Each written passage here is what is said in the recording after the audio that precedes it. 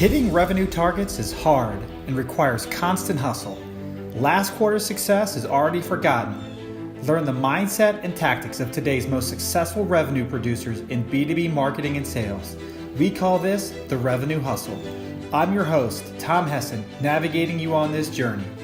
Today's show is sponsored by 9 Lenses, an interactive assessment platform that enables you to add instant value to your buyers and allows your sales team to tailor business conversations focused on the pain points each and every time. Check them out at 9lenses.com. So this is your host of the Revenue Hustle, Tom Hessen. I'm so excited to bring you my next guest on the podcast. It's Stephen DeAngelo. He is a partner at Boston Consulting Group and part of the Next Gen Sales practice. Stephen, welcome to the podcast. Hi, Tom. Thanks for having me. Really happy to be here and participate. Thank you. Yeah, I'm really looking forward to this. I mean, I know you've got a really interesting background. Why don't you give us a little bit of a bio as to what you're doing now and kind of a little bit about what you've been doing? Okay, great. So yeah, I've been in the technology business really my whole career, the last 2 years doing lots of consulting with Boston Consulting Group. But before that, I really been an operator in the SaaS business, software business for over 30 years. So I've been a chief revenue officer several times where I've helped build a large global scalable sales teams. I've been president of a publicly traded company, CEO of an early stage company. So I know the ins and outs of the technology business quite well. I'm a go-to-market guy. You know, if you peel back who I am, I'm a sales guy, a go-to-market person, and I bring that lens to the consulting I do. And as I built SaaS companies and help companies be successful, it's always through that growth-oriented kind of thinking. And then at BCG, what we do there at BCG, the Next Gen Sales practice, is we come in and help companies that are typically 100 million in revenue and larger, where they see an opportunity to be transformed. They recognize that their market's growing, or maybe their market is stagnant. They need to transform their sales organization. They need to get to the next level. We do lots of analysis work and then best practices consulting. And then we also help a lot of private equity firms where they're doing due diligence on potential acquisitions or investments. We'll do due diligence for them to help them to make the determination if they should invest or acquire. And then they'll bring us in afterwards to help transform the sales organization. So it's great that I've been able to take my many years of experience and now load it into the consulting world. No, that's great. That's why I'm so excited for our conversation today. So you know how we do this, Stephen. We have revenue rules on the Revenue Hustle. So why don't you go ahead and tell us your first revenue rule? First revenue rule is sales leaders must define the success DNA of their sales reps. Okay, success DNA. Tell me more about that.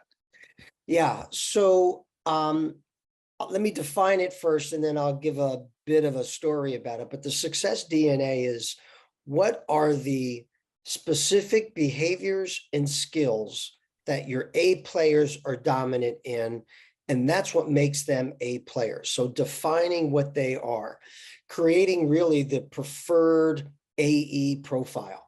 Now, one of the things around this is the thesis that's proven itself over and over to be true, is that an A player in one organization does not mean when they move to a new organization, they're going to be an A player. So if I'm an A player at SAP and I'm a star, and then I get recruited by Oracle, Oracle thinks, well, I'm bringing an A player over, they're going to perform like an A player.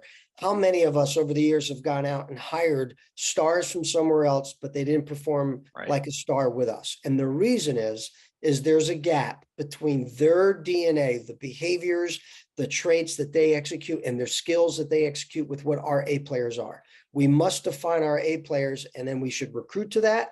And then we should also develop to that. So if I've got B and C players in my organizations, what if I was able to identify very specifically why they're B and C and what separates them from the A's?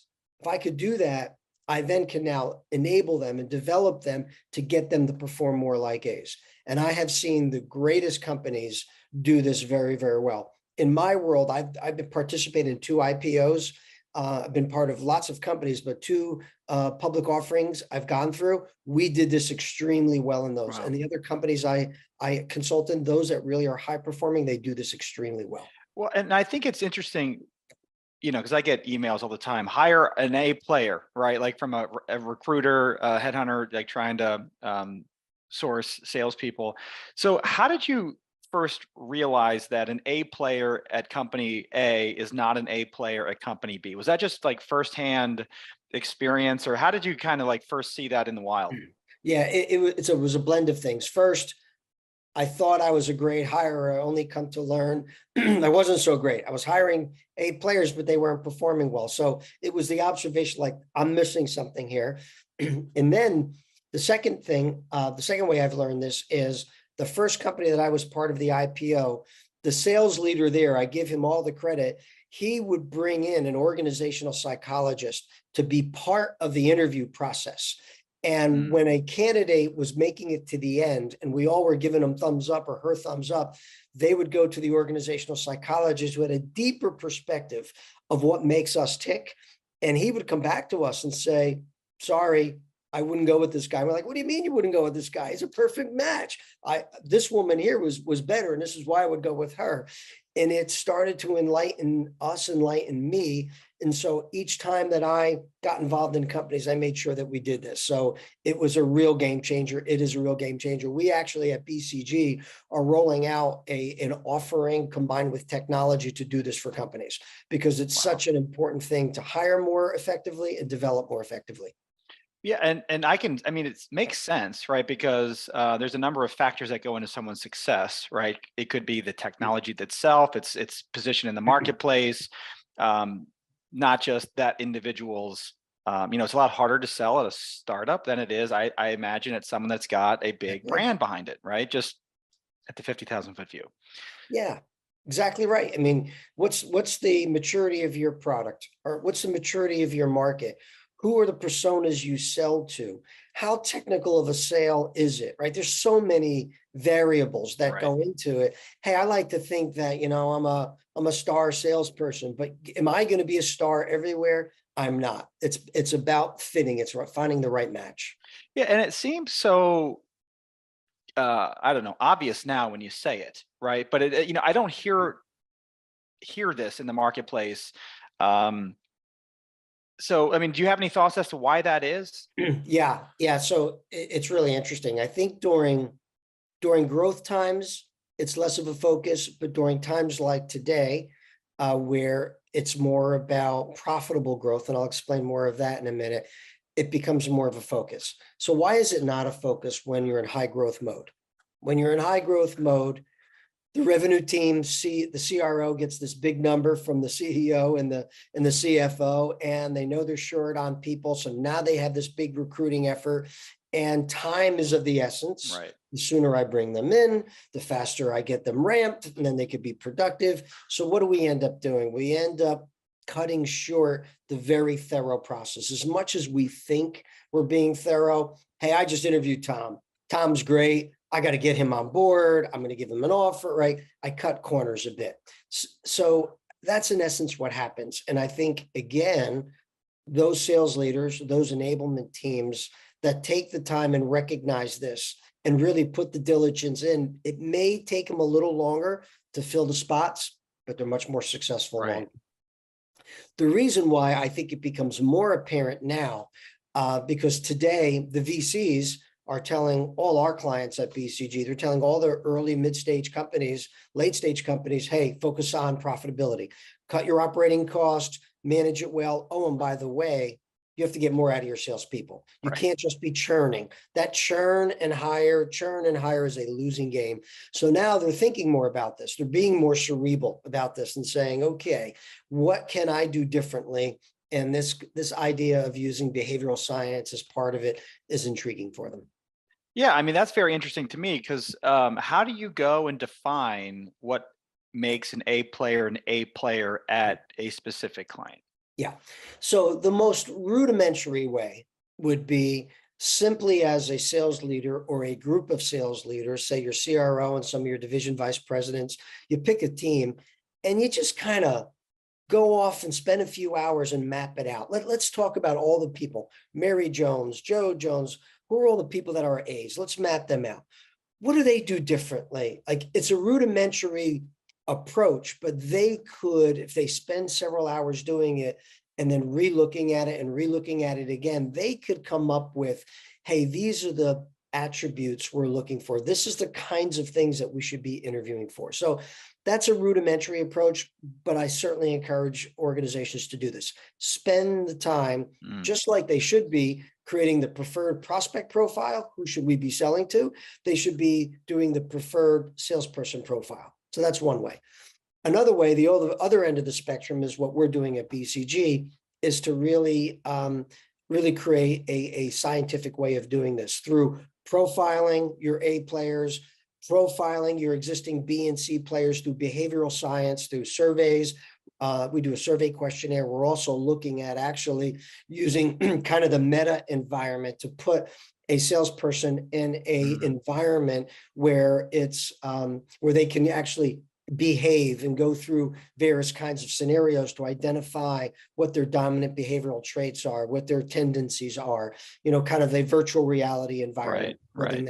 So that's a much more scientific way to do it, which is much more accurate, because now we very clearly define these are the things your A players share. If I profile a B player to this A player, I could very clearly say, here's where they're consistent and here's where they're not consistent. And as a sales leader, part of your job is coaching. You should be coaching on these 3 or 4 things, because if you do that with this person, you're going to get them to perform more like the A player. So again, you could do it the rudimentary way. I encourage it, or you could do a more scientific way. And I have to say, this is very different than personality tests. There's lots of tests that are out there, like DISC, to show you dominant personality traits.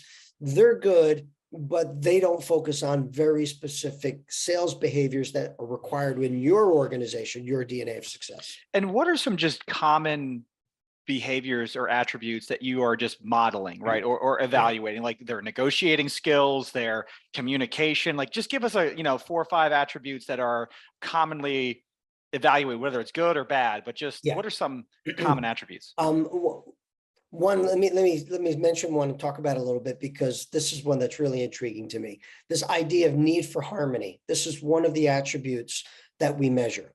So need for harmony, someone that has a need to be liked, someone that not comfortable breaking glass, not disagreeing. They don't like to disagree because it makes them feel uncomfortable. So some people, it's not right or wrong. It's just who you are. Some people have a strong need, and some people, they like to fight and they have a very low need. So when you look at an account manager role, right, someone that has to go and preserve an account and service an account, typically, when we do profiles there, they have a larger need for harmony. When you look at an AE for an early stage company, right, that AE needs to be innovative, challenging, bring a unique perspective. They typically would have a lower need for harmony. When you do the profile, you see it works out that way. So it's very interesting when you look at a profile of a salesperson and the A players are, let's say, on a 0 to 10 scale, they're a 2 to a 5 need for harmony, rather low, but this person's a 9, right? Okay, we know that we're going to have a challenge here. So that's one. Ethics is another one. Communication skills, collaboration skills, work ethic. Those are the kinds of things that we look at. Awesome. And so do you feel that, I guess some of those things may be things you can train or coach, some things you can't? Like, I guess that need for harmony is an example of, like, that's just their makeup. I mean, I guess maybe you can coach them a little bit, but they're never going to change, to that degree, let's say. So this is a very, very good debate. And the way we differentiate it is personality, you're not going to change, but behaviors you can. I have 2 children, like when they were adolescents, right? They had their personality, but my job as a good parent was, how do I coach them to behave differently, right? Well, so now here we are in the sales world. Yes, we can take that person that's got a high need for harmony and explain to them that's okay, but also understand that our A players, they'll say no to prospects. When that prospect says, oh, by the way, you got to deliver this proposal in 24 hours, our A players will say, well, time out a minute. I've got a lot of things that I've got to get done. Tell me why this 24 hours is so required, right? They'll push back. So we could coach this other player. It's okay to challenge a prospect from time to time. Oh, and by the way, not only is it okay, It's a requirement for you to be successful because our A players do this. And then it's ongoing observation and coaching and mentoring. So behaviors can indeed be adjusted. Am I going to move that person from a 9 need for harmony to a 1? Probably not. Right. Am I going to be able to move them a few notches? Absolutely. Got it. And what's the reaction from reps themselves or sales managers? Some of this may be like, oh, this is a bunch of hocus pocus, or you know what I mean? Or I don't like being evaluated and Yeah. I don't know. Just what are some of the reactions you're getting from Yeah. the teams So- and management? Yeah, so let's first talk about the reaction we get from people that are being quote unquote profiled, right? That they're being the survey they're taking or they're being observed.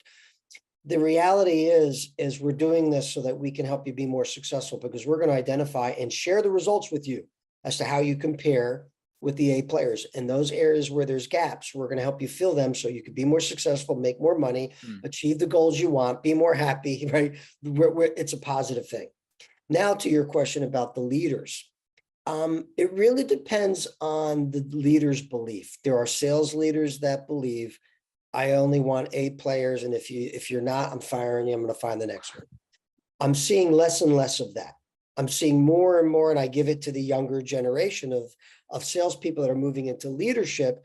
Maybe they're a little more touchy-feely. I don't know how to put it, but they are interested in development, and they recognize that part of their role and responsibility as a sales leader is to be a coach, a mentor.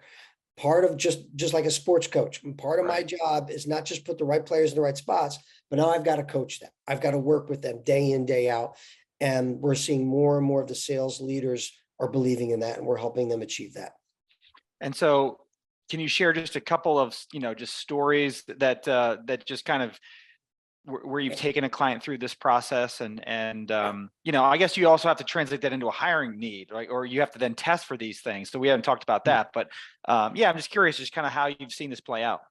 Yeah. So I'll leave the company nameless just for confidentiality reasons, but we are working on with a client right now. Actually, the call I was on just before this call is we're finishing up the results of the transformation analysis we've done. And part of it is looking at the sales organization. And overall, only 42% of the team made their quota the last year, right? Low number. So we started looking at why. Is that a hiring problem? Is it a product problem? Is it, there's all things we look at. So we ran them through this model and we showed them, well, first off, this is what your A players look like. Okay, this is the criteria you need to have. Now let's look at one of your reps that the year before made the number, but this year didn't make his or her number. We profiled everyone, but in this one case, we said, okay, look at the differences here between this person and this person. Let's model them. Let's now coach and counsel them, and let's start seeing some results. Now, we don't have the results yet because we're in the beginning phase of that. Previous example I'll give you is where we went through this entire thing. We were able to move the total number of people making their number. It was like mid 60s. I forget the exact number, to over 75%. So when you talk about an ROI that they've achieved, right, a significant ROI. So it requires diligence. It requires time. It requires the mentality that I know I'm going to make a difference here, but the results are great. Yeah, because this really isn't a one-time effort for the company. This is like a buying into an approach of how we, hire, train, coach, right, for the foreseeable future, right? Exactly right. This is part now of your DNA. We said DNA of success. This is now part of the sales organization DNA. Oh, and by the way, now let's do it to account managers. Let's do it with SDRs.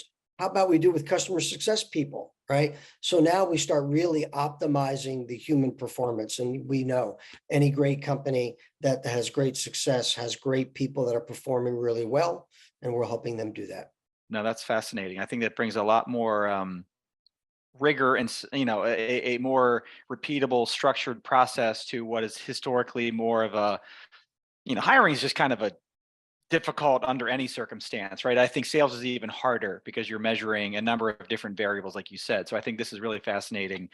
So yeah, thank you for sharing that. So Stephen, what's your second revenue rule?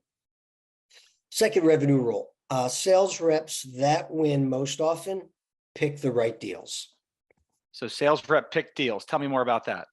Yeah, so if I look at any of the reps that have worked for me over the years, and even when I was a rep and I was a great performer, it was all about where am I going to invest my time, right? That's all we have is our time. And as salespeople, if I have a skinny pipeline, what am I encouraged to do? I'm encouraged to chase, bad deals, if you will. What's a bad deal? Well, the prospect's major pain is really not addressed by our solution the best, or they really don't have their budget in place, but I'll still chase this thing down, right? The great salespeople, they really understand their preferred prospect profile. They know what needs to be in place. Certainly there's the qualification stuff of medic and med pick and all those kinds of things. Right. But there's more of a profile around what problem do we solve the best in the world, right? If they have that problem, how much do they know they have that problem? All these things we have to look at to say, okay, this one is worth me spending time on.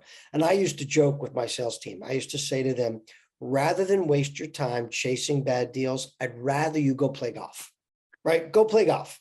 And that was kind of the thing I always used. Now, of course, I'd rather than work than go play golf. But my point is, I'd rather have you go do something that's fun than chase these 2 or 3 deals, because there's no chance we're going to win these 2 or 3 deals, right? So why are we wasting time? Now, part of this is they need sales leaders to think like I think and CEOs to think like I think, because sometimes, and I'm seeing this with one particular company that I'm consulting with, BCG. I had acted as their CRO until we brought in someone in to be that head of sales. They're desperate. They're an early mid-stage company. They're chasing business. They raised money. They're the top of the leadership team is forcing the salespeople to go chase these deals. And we're like, well, time out. You're wasting a lot of money and wasting a lot of time. So you really need to have that discipline. And you have to understand that it's better that I invest my team to go after the right deals, have the best chance to win. It sounds so darn obvious, but it doesn't happen as often as it needs to be. Yeah, and it's interesting because, as an growing software company kind of on the small side, I've learned how important product market fit is. Right. And if you don't have it as a company, your sales people will not be able to sell a thing, right? It's like you're selling, right. you don't even know what you're selling it sometimes, right? Or you're selling it to the wrong persona. Like there's just a lot of inefficient learning the product market fit. And if you don't have that dialed in, you are in trouble as the CRO all the way down to your reps, because you don't know who to talk to, right? That may be part of the, but then there's these other behaviors too, like just I need to show my leadership. I've got funnel, and there's other exactly strange things. Yeah, But I'm just kind of curious, like your thoughts on those. Yeah, you get a false sense of security, right? I need a funnel. I have to show my team that I've got a good pipeline. So I'm going to put a bunch of stuff in there. And I may not be doing it in a mischievous way. Like I'm just going to try to pull the wool over their eyes. It's more like, rose-colored glasses, right? There's lots of hope. And we all know hope is not a strategy, but that's what's playing in the game. And then to your point about product market fit, there's absolutely no question that's numero uno, especially for an early stage company. Yeah. Let's be honest with ourselves and know what our strengths and our weaknesses are. There's a company that I was helping. All they said was, we got the best product in the industry, best product in the industry. The last 5 losses I went through and did the loss analysis for. And guess what? The competition had better product, right? Okay, so timeout, right? And they were very specific as to where the product was better, and they were very consistent, by the way. So 5 different companies, 5 very similar reasons why this product was weak. So now this is a timeout and say, okay, let's stop kidding ourselves. And why don't we just face the brutal facts and look at where our product is weak, and let's fix that, and let's get the right product market fit so that we can now tell our sales team and our pre-sales team, this is what we're looking for. Let's go find those. All right. Now we're using our time wisely. Oh, and by the way, I probably need less salespeople. That's a whole nother thing. When you look at sales and operating costs, you have all these salespeople chasing all these bad deals, and you look at the percentages of them that are won. I'd rather have a smaller sales team, lower cost, higher performing, makes tons of sense. But again, you have to have that discipline. Yeah. And I think I just from my own perspective, I believe there's been a lot of CROs, sales leaders, sales people that have been sacrificed on that altar of bad product market fit, because, you know, you raise all that money and you've got to go drive the top line. And so if the top line's not there, well, then it must be something with It's sales. you're the CRO. It's your fault. It's so funny you say that, because I talk to all my CRO friends and I'm like, you know, we're like sports coaches, right? We're like an NFL coach. Today I'm a genius. I won the Super Bowl, and next year I didn't, and it's me. It's not the new GM. It's not that I got, you know, 7 people got hurt and, you know, I had to use my second stringers, right? And that's what happens in the software world, without question. The C-level, the board, it's the CRO's fault, right? And sometimes it is, no question. We have to be, you know, held accountable. But more often than not, as you've accurately said, they've been sacrificed because of the poor product market fit. Yeah, and those are hard lessons, right? I mean, I think there's only so many levers to pull in the time frame that you have, right? It's like you can't fire your quarterback that you just signed to a $150 million deal, but it's a whole lot easier to, you know, to change coaches, right? Yeah. And see if they can make something of the situation. But, you know, in terms of like the sales reps picking their deals, again, is that kind of going back to just experience? And you know, I suspect, going back to our first part, the A players are probably better at evaluating which ones to say yes to and which ones to say no to. Yeah. So first, it's a culture thing. So I often used to tell my sales team, when I get a phone call from a prospect that they're unhappy with you because you won't pursue their deal or you won't do it their way, it's okay. Right. I like when I get those calls, because again, that tells me you're challenging the status quo, which is really important. So it's a culture thing that I say, as the CRO or as the president, hey, it's okay to walk from opportunities, right? Now, let's not walk from the wrong ones where we have to have the discipline, but first, culturally, it's okay to do it. That's the first thing. But then, yes, we have to enable them. You know, I often say in my leadership principles, accountability is one of the key ones, but right behind that one is enablement. If I'm going to hold you accountable, then I have to enable you. I have to put the right training in place so that it's fair, right? So if I'm going to say to you, pick the right deals, I now have to tell you what that means, right? I have to enable you that if the deal has this profile, right, then we're going after these. And candidly, every time we do deal reviews, we're going to ask you to check the boxes of how many of these boxes do you think this deal matches, right? Right. And you may have like all 7 of them checked, and we're like, wait, time out a minute. These 2 shouldn't be checked, right? Because we're doing a healthy deal process review. So it's a culture thing. It's a requirement that we define what it is and we enable them. And then again, as part of the culture, we spread this out throughout the whole organization, that the A players do this well. And we have to continue all to do this well in order really to optimize. Now, do you think that inherently means an A player, or the person who picks the right deals, is working on fewer deals? Yes. Yes, they are. They absolutely are. They're working on fewer deals, so their time's more concentrated on the ones that are most likely to close, right? So that, you know, eggs are more in their basket, like in a small number of baskets.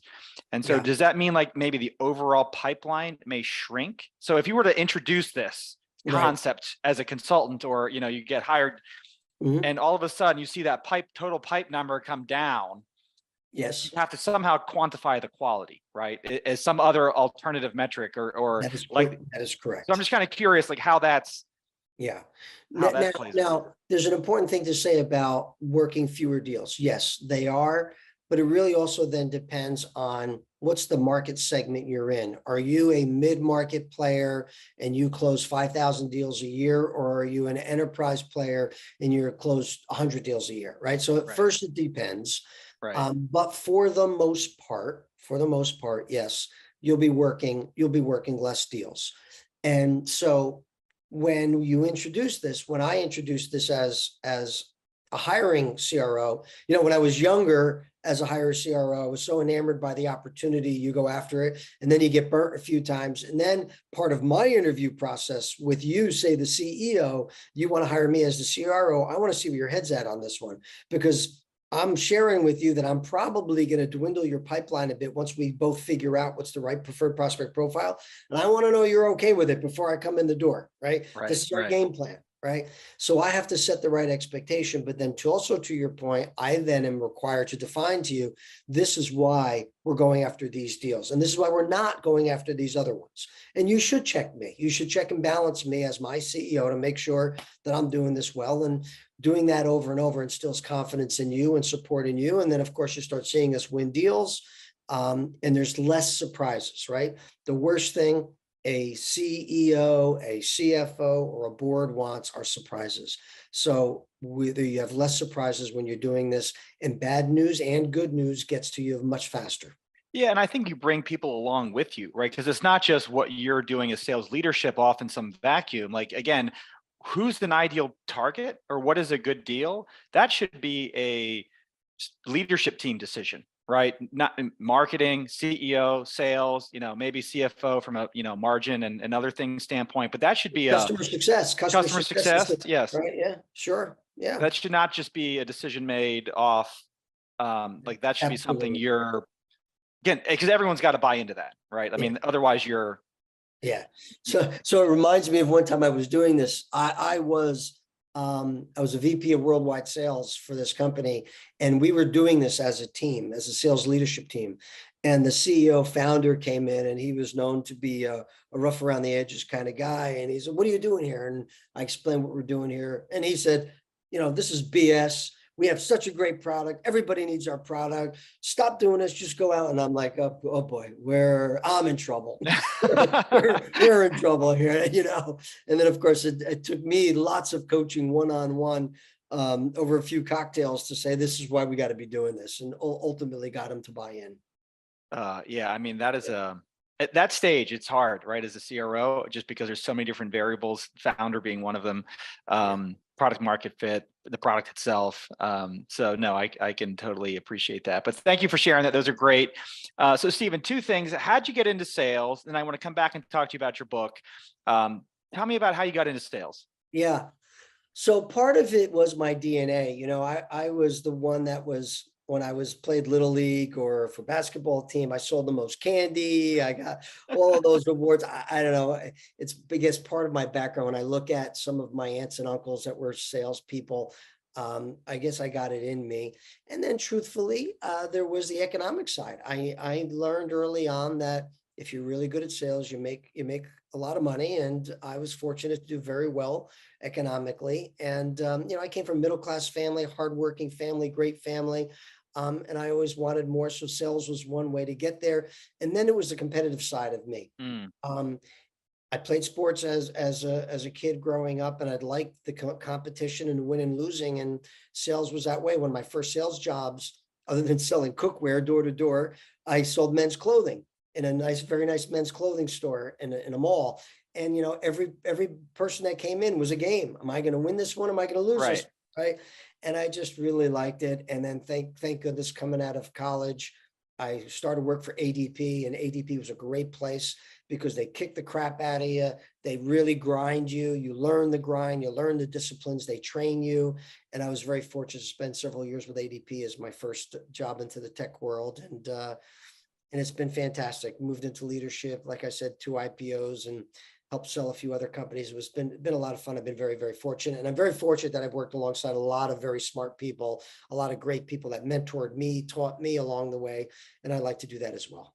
Well, I can see why that's a valuable background to have as a consultant, versus those that are, that have worked for, let's just say, a consulting firm or BCG from when they were right out of college, right? And just have experience on that side of the fence only, right? Versus where you were predominantly on the operator side now, kind of a second career as a consultant. I mean, what's it like being on the consultant side?